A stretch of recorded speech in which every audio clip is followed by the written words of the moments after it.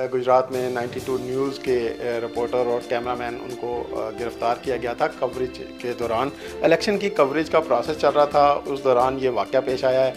हमारे साथ नफासत हसनैन मौजूद हैं, ये सीनियर सहाफ़ी हैं। इसके अलावा साबिक़ सदर हैं सरगोदा प्रेस क्लब के अब्दुल हनान चौधरी साहब। इनसे पूछते हैं कि असल हक़ाइक़ और वाक़यात हैं क्या।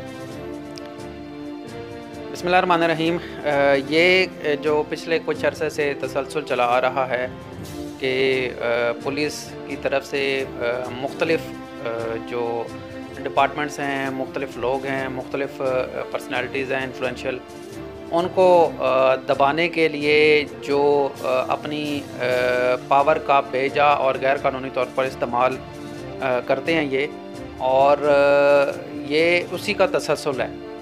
इसका हमें कुछ अर्सा पहले देखने में ये भी आया कि एक इदारे के साथ उन्होंने जो है वो सींग फंसाए और उसकी वजह से ख़ुद उन्हें उसका जो है कंसिक्वेंसेस फिर भुगतने पड़े। इसी तरह ये अब उसी तसलसल का हिस्सा है कि पुलिस जो है वो करती आ रही है, और अभी भी उन्होंने इसी सिलसिले में मीडिया को दबाने के लिए बिल्कुल ये जो है वो हरबा इस्तेमाल किया है और कवरेज कर रहे थे। जो है वो कुछ सहाफ़ी सिर्फ 92 न्यूज़ के नहीं थे, उनके साथ और भी कुछ जो है वो चैनल्स के लोग थे। और देखें, ये जो रिपोर्टर है या कैमरामैन है, ये तो एक वर्कर है और ये फील्ड में जाकर अपनी पूरी मेहनत के साथ, पूरी ईमानदारी के साथ जो हक़ाइक़ उसको नज़र आते हैं उसी के मुताबिक वो जो है वो रिपोर्ट करता है। तो उसके कह देना कि जी ये जो है वो अगर आपको चीज़ पसंद नहीं आ रही है, उसका ये नहीं है मतलब कि उसको उठाओ, उसको जो है वो मार-धाड़ शुरू कर दो उनके साथ। उसका अगर कोई वो अगर खुदा न खास्ता कोई गलत काम हो भी रहा है तो उसके लिए बाकायदा जो है वो प्रोसीजर है, एक प्लेटफॉर्म्स हैं जो हमारा जुडिशल सिस्टम है, उसके ऊपर जो है वो बाकायदा अगर आप कोई इशू लगता भी है जेन्युइन तो करें। लेकिन ये कोई तरीक़ाकार नहीं है कि मुझे उसकी जो है वो शक्ल पसंद नहीं है या मुझे उसके जो है वो काम पसंद नहीं है तो मैं उसको उठाकर मारदार शुरू कर दूँगा।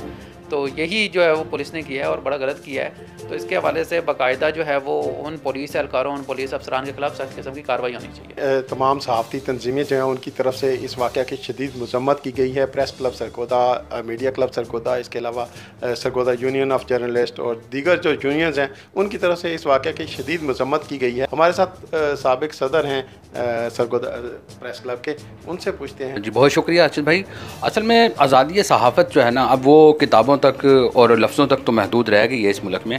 सिर्फ सहाफ़त ही नहीं, आप पाकिस्तान में आइन, कानून, ज़ाब्ता और इजहार राय की आज़ादी किसी भी शक्ल में आप देख लें तो मज़म्मत तो हम कर ही रहे हैं। लेकिन मैं यहाँ पे एक मुतालबा ये करूँगा कि जिस तरह जो है वो पाकिस्तान में मीडिया को ऊपर की सतह पे दबाया गया है और एजेंडों के तहत जो है वो मीडिया को चलाने की कोशिश की जा रही है, इसको ग्रास रूट लेवल पे किया जाए और निचली सतह पे भी जो हम जो छोटे रिपोर्टर्स हैं, इलाकाई रिपोर्टर्स, यहाँ पर भी जो है लोग बिठा दिए जाएँ ताकि हम जो चीज़ रिपोर्ट करना चाहें पहले उनको चेक करवाएँ, उनको दिखाएँ, उनसे इजाज़त लें और फिर वो रिपोर्ट करें।